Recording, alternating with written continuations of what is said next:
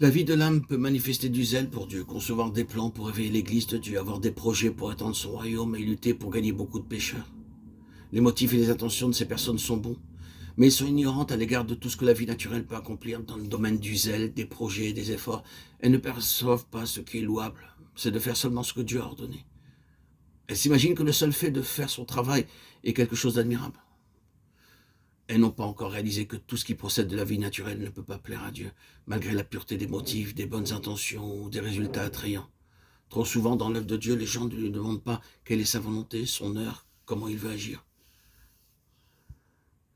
Leurs meilleures tentatives ne sont que le produit de leur vie d'âme. Tout ce qui ne procède pas de sa sainte volonté, tout cela n'est d'aucune utilité pour Dieu. Ces personnes ne saisissent pas que Dieu n'accorde pas non plus sa puissance à l'œuvre qui n'est pas selon sa sainte volonté. Ces personnes considèrent par conséquent leurs zèle, leurs paroles, leurs sentiments, leurs efforts et leurs larmes comme étant des dons divins pour les aider. Et pourtant, combien parmi elles font simplement appel à la puissance de leur vie naturelle pour fournir l'énergie nécessaire à la réalisation de leur propre œuvre. Et ça, c'est le résultat. La raison en est la présomption. Rien d'autre que la présomption, qui n'est que la manifestation de la vie du moi. Bien que beaucoup obéissent à ce qui leur est ordonné, leur cœur ne se satisfait pas de la volonté de Dieu parce qu'ils affectionnent toujours leur propre idée et agissent selon leurs propres désirs, aspirations. Ils ont tendance à agir présomptueusement quand le Seigneur demeure silencieux.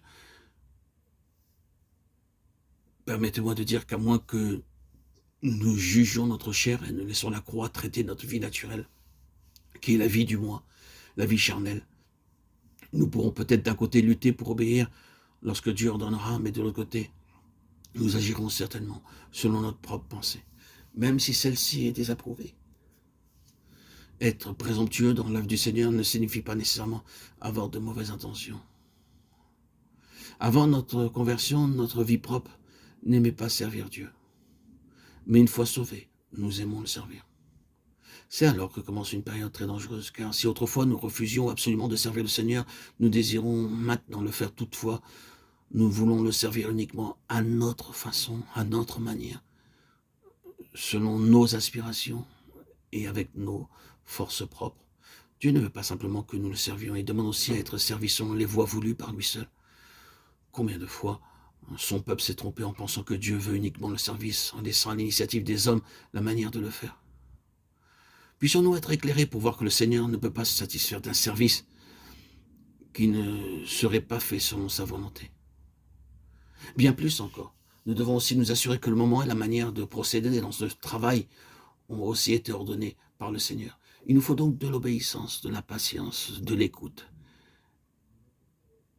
et bien sûr la prière pour discerner qu'est-ce que la volonté de Dieu et qu'est-ce que notre propre force, notre propre volonté.